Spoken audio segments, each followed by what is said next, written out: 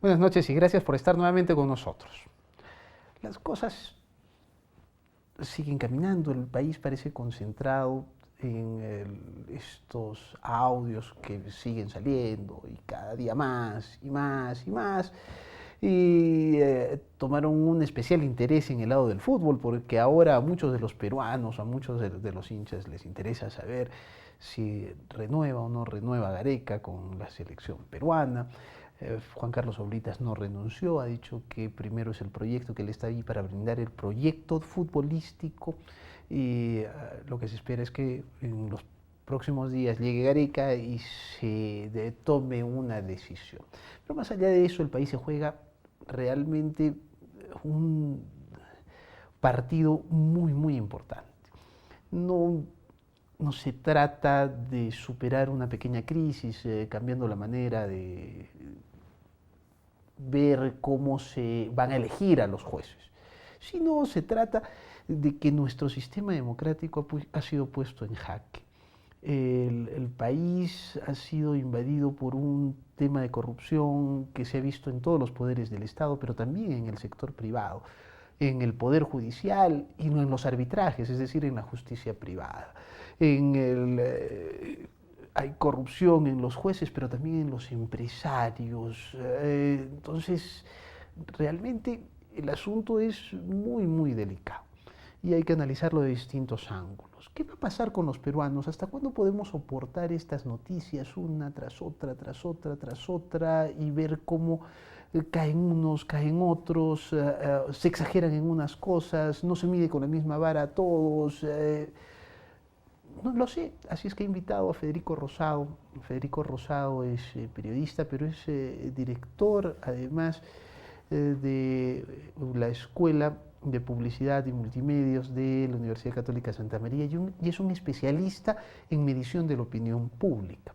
Así es que con él voy a conversar sobre cómo se está viendo, cuál es el discurso político, qué están pensando los peruanos y lo que se nos podría venir.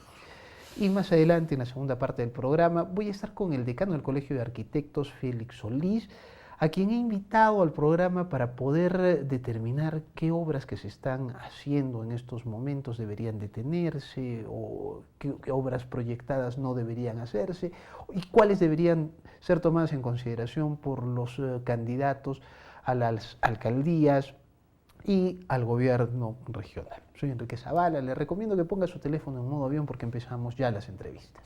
Federico, bienvenido. ¿Qué tal, Quique? ¿Cómo estás? Buenas noches. Para mí es un placer tenerte aquí en el set. Igualmente, por supuesto. Eh, bueno, yo estoy muy interesado en conocer qué puede estar pasando en estos instantes con los peruanos. ¿Qué pasa? No en la cabeza de los denunciados, sino en la cabeza de los peruanos después de que se han revelado todos estos audios, uno tras otro, sobre el tema de corrupción. ¿Tú ya has podido tener una lectura del asunto? Yo creo que hemos pasado de un primer instante de, digamos, no sé si llamarle sorpresa, de, de atención de parte de la población y luego hemos vuelto a la normalidad, ¿no? Este, yo hace mucho tiempo y estoy a propósito tratando de demostrarlo porque es una hipótesis de esta hipótesis consiste en señalar que la gran mayoría de la población peruana, yo me atrevería a decir incluso el 80-85% de los peruanos, vivimos en un estado de resignación, ¿no? O sea, de una especie de vivir en un permanente desarreglo. Nos hemos acostumbrado a este estado de vivir desarreglados, ¿no? Eh, Incluso sin esperanza, ¿no? Ayer esta historiadora que ha publicado un libro que parece ser muy interesante, Carmen McKeown, hablaba sobre ese tema, ¿no? Si realmente en el Perú existía la esperanza, ¿no? O sea, si No sé, ya creo que los peruanos ni siquiera estamos hablando de los peruanos respecto del Perú, ¿no es cierto? Porque si habláramos del mundial, de eso, de repente sí. Por ejemplo, Del estamos país. ilusionados con que Gareca diga voy a seguir. Es una ilusión, legítima, por cierto. Pero ¿cuánto nos gustaría pensar que los peruanos estamos ilusionados con la democracia? En el sentido de la ilusión como un sueño, como una ambición, ¿no es cierto? Pero no es así. Entonces, está sucediendo lo mismo que cuando empezaron los primeros Vladivideos. El asunto allí, esto tampoco es demostrable, es simplemente una posición mía, un razonamiento mío. Yo no sé si muchos lo comparten o no. El asunto es que cuando se toca el tema de los Vladivideos, uno sabe que está en medio de una dictadura, en medio de una dictadura además que ha sido copada por la corrupción. Pero afuera hay fuerzas democráticas que luchan contra la dictadura. Claro. Y la idea en ese momento es, las fuerzas democráticas van a sobrepasar a las fuerzas dictatoriales y a las fuerzas corruptas y van a hacer que las cosas funcionen como deben ser en una democracia. Pero esta corrupción que hemos visto, que empieza con lo de Pedro Pablo Kuczynski, después con esto de los Avengers y la manera en que se negociaban las cosas, que pasa al Poder Judicial, que lo vimos con el tema Orellana y con el tema Lavajato, se da dentro de la democracia. Entonces, antes había esa esperanza, las fuerzas democráticas llegan y corrigen. ¿Y ahora quién corrige? ¿Tú crees que la gente también tiene esa percepción? Mira, con relación a quién corrige, yo pensé que cuando uno, por ejemplo, lo escuchaba, en realidad creo que todos teníamos muy pocas expectativas sobre lo que iba a decir Martín Vizcarra. En general, ¿no? No ha demostrado, desde el inicio no demostró pues ser un gobernante, ¿no? Y máximo un gobernante para el Perú, ¿no? Entonces cuando de repente comenzó a hablar dije, estoy mal, es algo raro. ¿Quién hizo el discurso? Así es, ¿No? ¿no? Y sin embargo, ¿qué ha pasado después de ese discurso? ¿No? ¿Y qué ha pasado? Que el señor Martín Vizcarra no tiene un partido político. ¿No es cierto? Y lo que queda de Peruanos por el Cambio es, pues, por favor, ¿no? 2, no hay otras fuerzas políticas, como tú muy bien lo has anotado, que capitalicen ese discurso. ¿Quién? El APRA, Acción Popular, la izquierda, no hay un partido político.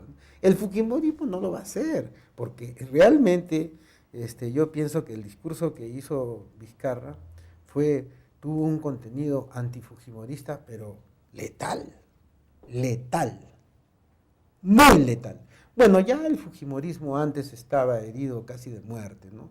Con esta pelea entre hermanos, este desgaste, encima la señora acá y etcétera, se van sumando, ¿no? Entonces, fíjate que de alguna u otra manera, con el poder que tiene sobre todo un grupo mediático como es el comercio, yo pensé que el comercio se iba a tragar ese discurso, se le iba a hacer suyo, e iba a decir, señores, así tienen que caminar las cosas, ¿no? O sea, tú estás viendo... Pero no, tampoco. O sea, tú lo que estás queriendo explicar es que en el caso de Vizcarra ha hecho un magnífico discurso, adecuado para el momento. Sí. El asunto es que eso no tiene correlación con la realidad. O sea, lo que él ha dicho va a ser difícil de implementar. Puede ser, pero yo no le veo que tenga una sostenibilidad como discurso para que la gente lo tome como suyo, ¿no es cierto? O sea, después de ese discurso, no inmediatamente, ¿no? O sea, no es al día siguiente, debió haber una marcha para respaldar ese discurso. ¿La hubo o no la hubo? ¿Por qué? Porque no hay partido político, No hay nada activo. tampoco hay organizaciones. Si hablamos de el famoso paro, que nadie le puede negar que fue muy famoso, de 1977, ¿no? Que hizo un gran cambio en el Perú, detrás de ese paro estuvieron las fuerzas de izquierda, que a su vez estaban detrás pues del SUTEP, ¿no es cierto? O sea, me iba a decir que el SUTEP era una organización, no, pues tenía un gran componente ideológico, las organizaciones campesinas, la CGTP, ¿no es cierto? Pero hoy eso existe, pero es una etiqueta. O sea, a ver, si convoco una marcha del SUTEP, ¿cuánto sale? Es más, eso está fraccionado, en fin. Entonces, ahora, todavía, digamos, no va a terminar porque mira, si hacemos una especie de ficción política, la propuesta de Vizcarra es para que, en realidad es una propuesta bien trabajada, ideológica, política, ¿no? Creo que nunca antes habíamos visto algo así, de repente por eso no es muy bien percibido de esa manera. Me atrevo a decir, ¿en qué sentido? De que Vizcarra ha podido presentar un proyecto de ley para que se modifique la Constitución, que es lo que él quiere, ¿no es cierto? Pero él ha utilizado otro mecanismo. Referente. Es modificación de la Constitución con aprobación del Parlamento, pero con referendo. ¿Qué pasa si el Congreso no se lo acepta? Bueno, sí. Pide cuestión de confianza. Pide cuestión de confianza. Claro. Se la niegan, lo disuelve el Congreso. Bueno, tenemos que ir a una pausa. Claro, Estoy con Federico Rosado, él es especialista en opinión pública, director de publicidad y multimedios de la Universidad Católica de Santa María. Tras la pausa vamos a seguir hablando de cómo estamos percibiendo los peruanos y qué es lo que se viene en esta crisis del país, esta crisis que afronta el país. Tras la pausa seguimos en modo avión.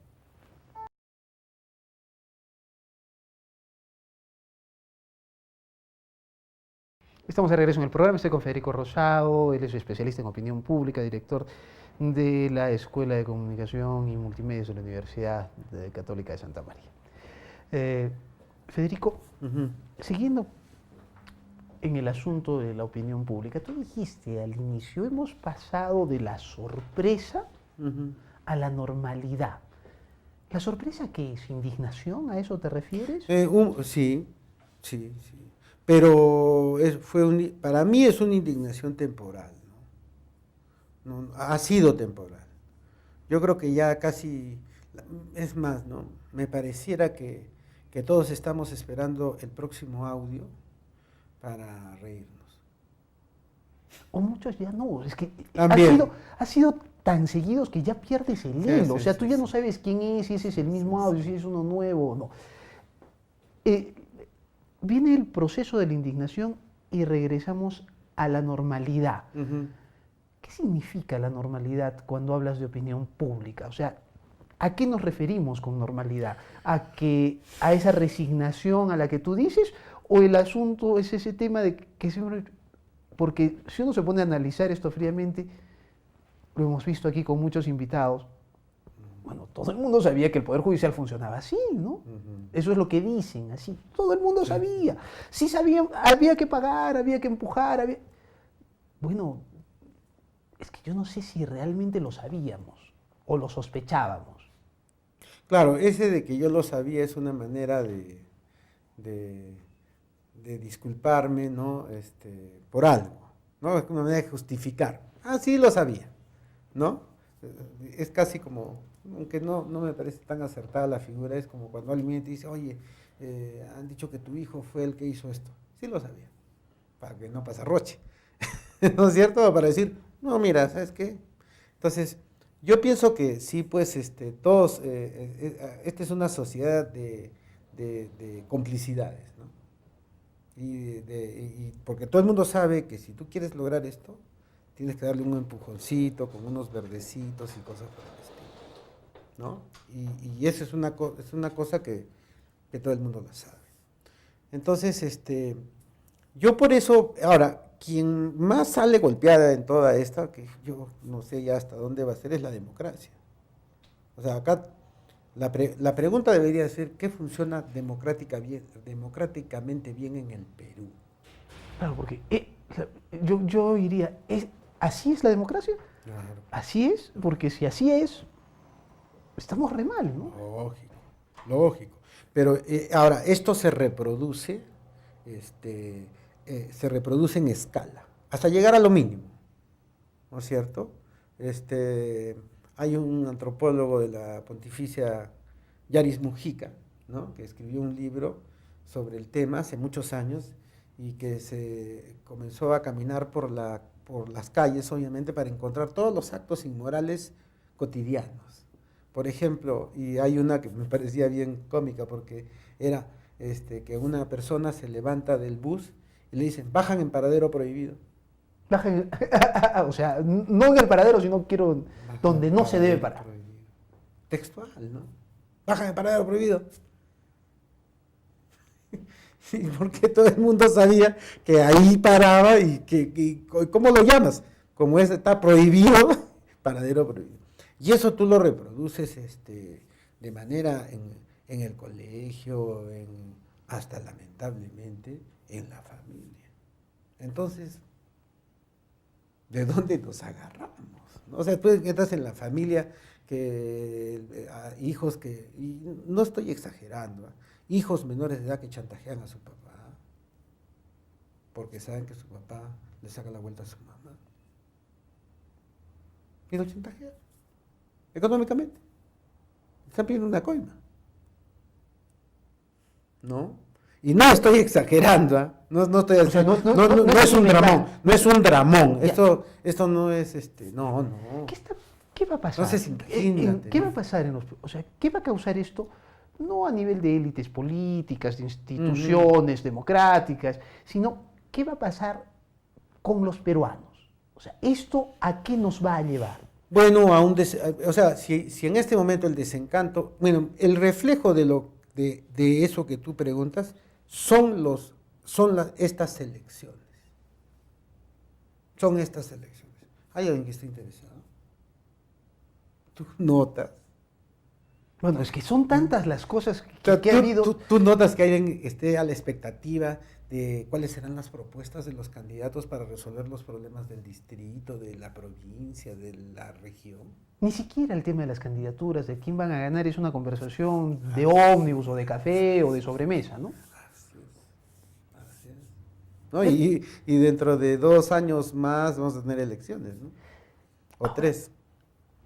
Nacional. Una de las cosas que más golpea en esto es que la corrupción llega al Poder Judicial a través del Consejo Nacional de la Magistratura, donde están los representantes de los colegios profesionales, los colegios de abogados específicamente, de las universidades, es decir, de la élite pensante de un país, ¿no es cierto? Así es.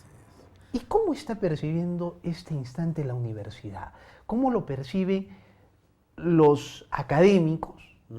¿Y cómo lo perciben los estudiantes universitarios? Creo que eso sería importante. ¿Tú ya has podido captar algo al respecto? Mira, excepto, con cargo obviamente a rectificarme, pero a ver, que yo recuerde, la Escuela de Teología de la Universidad Católica de Santa María, creo que debe ser la pionera este año en haber organizado un panel sobre la corrupción. ¿Tú has escuchado que alguna otra universidad haya hecho lo mismo? Probable, yo no... Podrías equivocar. Exacto, o sea, podrías no haberte enterado. Exactamente. Pero la universidad, por lo menos, debería estar haciendo eso. ¿Cómo entendemos el problema? Ese es el asunto, para poderlos explicar. O sea, ¿qué está pasando? ¿Por qué toda la gente que llega a tener poder termina corrompida? Así es. ¿No? Entonces, y finalmente, ahora, esto para cambiarlo, pues va a ser esto no va a ser de la noche a la mañana. O sea, ahora, y sobre todo, ¿sabes por qué? Porque hay otro componente que es bien peligroso en el Perú, ¿no? La encuestadora Datum tiene, parece, algunos derechos adquiridos sobre una segmentación ideológica que no es izquierda, derecha, ¿no? Sino que está trabajada por un destacado profesor alemán, que es el profesor Nolan, que es la segmentación Nolan, que te divide en progresistas, liberales, conservadores y, ahí viene el problema, ¿no?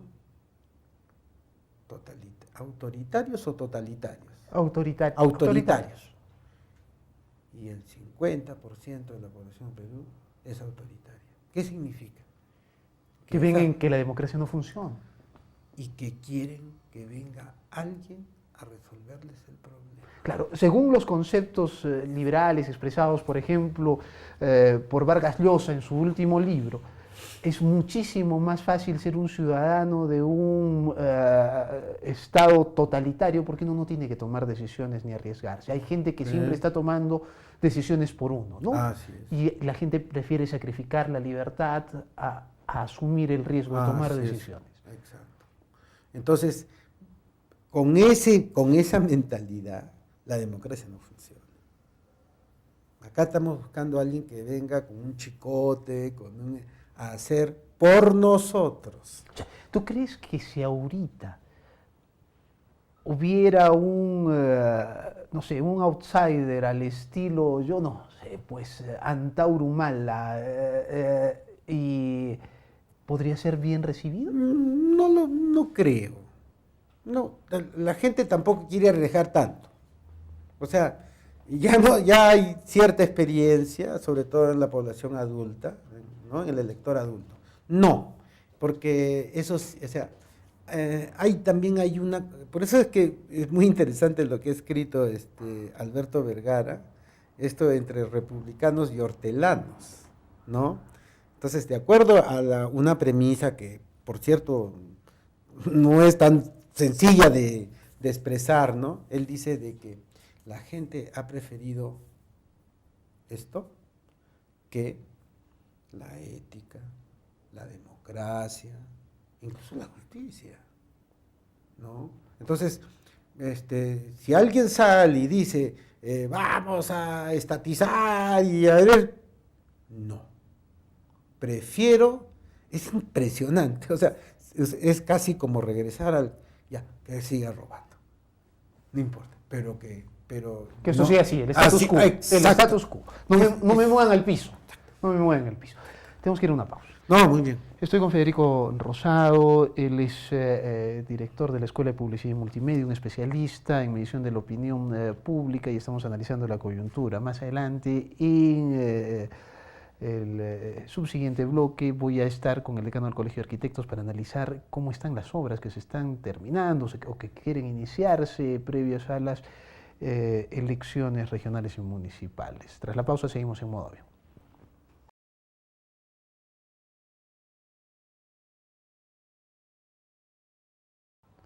Estamos de regreso en el programa. Sigo con Federico Rosado, especialista en opinión pública. Más adelante voy a estar con el decano del Colegio de Arquitectos, Félix Solís. Federico, una de las cosas que puede pasar es que este tipo de cosas lleguen al hastío. Yo soy periodista, tengo que estar informado, pero todos los días los periódicos dicen básicamente lo mismo. Narran una historia, tú prendes la televisión, los noticieros y van sobre eso, y pones una radio y va sobre eso.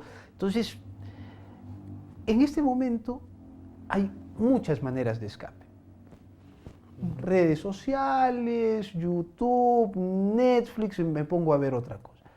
El hastío puede llegar en una constante lucha contra la corrupción, cuando las luchas se hacen extremadamente largas, cuando los juicios son tremendos, cuando uno tras otro viene pasando. O sea, no terminamos de digerir lo de Orellana, vino Lavallato, no terminamos de hacer Lavallato, vino PPK, no terminamos lo de PPK, vino lo de Toledo, no terminó, y así sucesivamente. ¿Podemos llegar al hastío y finalmente a la indiferencia completa? Sí, pero esto podría terminar en una especie de ciclos, ¿no? Como tú lo has señalado, o sea, Vino lo de Orellana, que en realidad no se llegó a exponer claramente, ¿no? Porque eso fue una mafia. No digo nada, ¿no? O sea, No, digamos que muchos no se peruanos, descubrió. claro, no se ha llegado a hacer todas las precisiones que hay en ese caso, que en realidad es una banda delincuencial terrible, ¿no? Claro, y Involucrado. que involucraba la justicia privada, Así el arbitraje. es la Cámara de Comercio Libre, ¿no? Entonces, lo que pasa es de que otra, otra manifestación de la cultura peruana, también muy cotidiana, es la capacidad, que tenemos una enorme capacidad de voltear la página con una velocidad terrible, sin analizar, sin comprender el problema, ¿no? Nos ha pasado con el terrorismo. Que tanto daño, ¿qué lecciones hemos aprendido del terrorismo?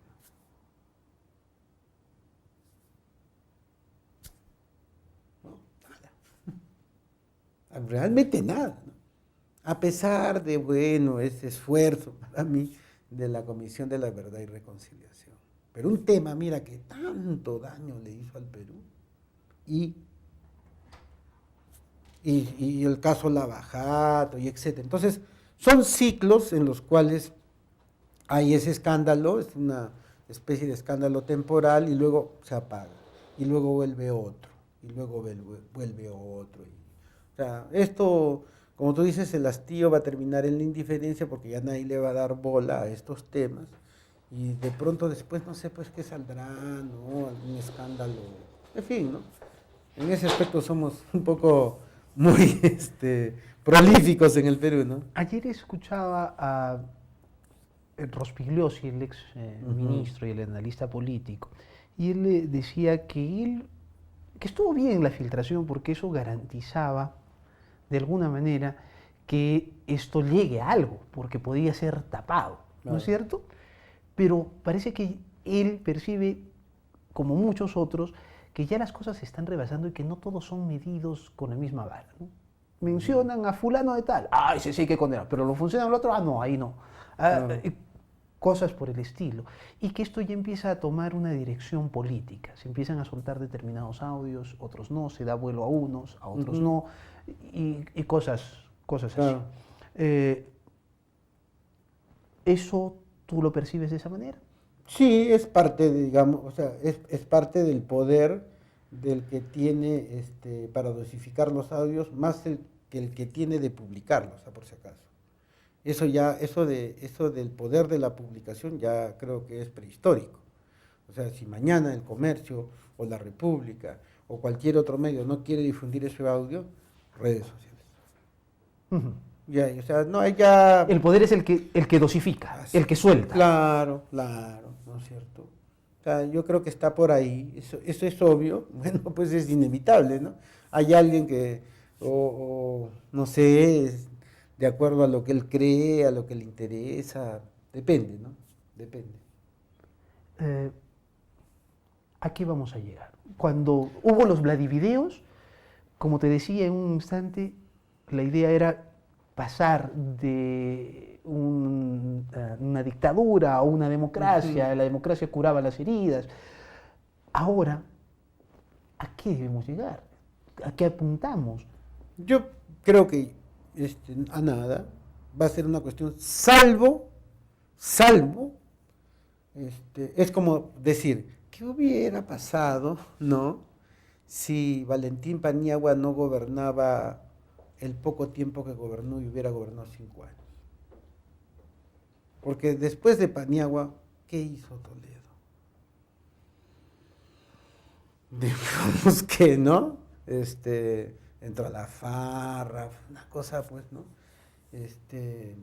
Entonces, bueno, ya estábamos empezando a descubrir lo que hacía Toledo realmente, sí, ¿no? pero si hubiéramos tenido un gobernante como Paniagua, de pronto sí hubiéramos comenzado a reconstruir el Perú. Pero ahora no se ve eso.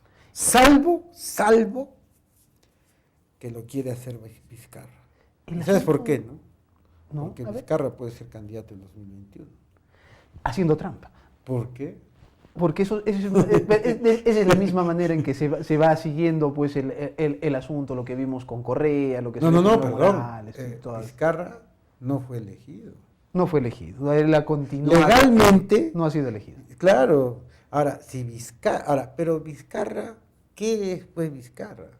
Empezando en tu entrevista te he dicho, si Vizcarra hubiera querido sostener el discurso, Vizcarra al día siguiente de su discurso hubiera estado en América, al subsiguiente día en El Comercio, 2 días después en una entrevista en La República, luego en radioprogramas, ya en un plan de decir, señores, yo no me peleo con nadie, solo con la corrupción. Así que, ¿no? Pero, ahora, el primer ministro que tiene, pues no le ayuda para. No, es un inútil. Políticamente hablando, Villanueva, y tampoco tiene ministros. Pues. Es que realmente el Perú empieza a ser un país de eternos comienzos, ¿no es cierto? Sí. O sea, nunca acabamos. ¿No? Estamos en un proceso, ¡pum!, se cae, entonces hay que empezar nuevamente. Mira, eso no es bueno. De hecho, ni en su mejor momento, o sea, pensar de que todo lo hacía Fujimori, me estoy refiriendo a Alberto Fujimori, en su mejor momento es digamos, absurdo. O sea, aunque sea ridículo decirlo, pero lo tenía Montesinos. Tenía Montesinos, tenía los militares, que eran su partido político. Pues, ¿no? Tenía gente... Tenía los comedores populares, pero tenía también la gente tenía... de pero mira, si uno revisa los ministros de Fujimori, no eran unos don nadie. Por si acaso Jorge González Izquierdo fue ministro de Fujimori, ¿no? El profesor que enseña muy bien economía, que nadie le discute eso. Fernando de Traseñí, ministro de Relaciones Exteriores. ¿No? Claro que también tuvo otros que eran unos verdaderas joyas. Tudela era vicepresidente. Exacto. O sea, Boloña. Claro, o sea, incluso, o sea, Fujimori sí podría, digan lo que quiera, pero él solo no lo pudo hacer. No lo pudo hacer. El asunto es... Y en el caso de Vizcarra, pues... Tú eres periodista también, Fico. Sí. Y si te pregunto aquí que me des los nombres de los ministros de Vizcarra, no sé si los completas. ¿Eh? No, pues, no seas malo. No se puede, ¿no? O sea, no seas malo. No se les ve. O sea, a ver, ni siquiera te podría decir ministro de Educación. No, es una cuestión bien compleja, ¿no? Es una cuestión bien compleja. Y mira que tuvimos un gabinete que le llamaron el gabinete de lujo. Pregunta final, porque nos queda un minuto. Sí, no. Nos queda un minuto. ¿Va a someter a referéndum temas tan encontrados como, por ejemplo, la población no quiere que los congresistas se reelijan, pero tampoco quería la bicameralidad y los quiere poner? ¿Es bueno eso? ¿Es bueno salir y consultar esas cosas? Sin debate previo, en la segunda vuelta de las elecciones regionales, según lo que han dicho hoy día. No, y yo creo que por eso lo hace Vizcarra. Por eso es que la jugada es magistral. ¿Quiere disolver el Congreso? Sí. Si no se lo aceptan, ahora, depende, pues, porque para eso hay que tener mollejas, como se dice. No tienes mollejas, no lo vas a hacer. Pero te imaginas, esto va a ser un desorden completo. O sea, tienes elecciones de alcaldes distritales, provinciales y regionales, cada uno con su discurso, y en medio de eso una campaña para sostener si importa la bicameralidad o es mejor la unicameralidad, si es importante la reelección o no la reelección, más lo del Consejo Nacional de la Magistratura. Y los fujimoristas quieren meter la pena de muerte, la Corte Interamericana. Eso es una payasada. ¿Por qué no ponen el voto voluntario? Que eso sería lo único que debería, que se llama... Sería, ¿no? Sacarse. Sí. Fico, te agradezco mucho. No, caramba, siempre un gusto conversar contigo. Y ha sido para mí un placer nuevamente compartir el set contigo. Excelente. Más éxitos. Federico Rosado ha estado con nosotros. Nos vamos a una pausa, regreso con el decano del Colegio de Arquitectos.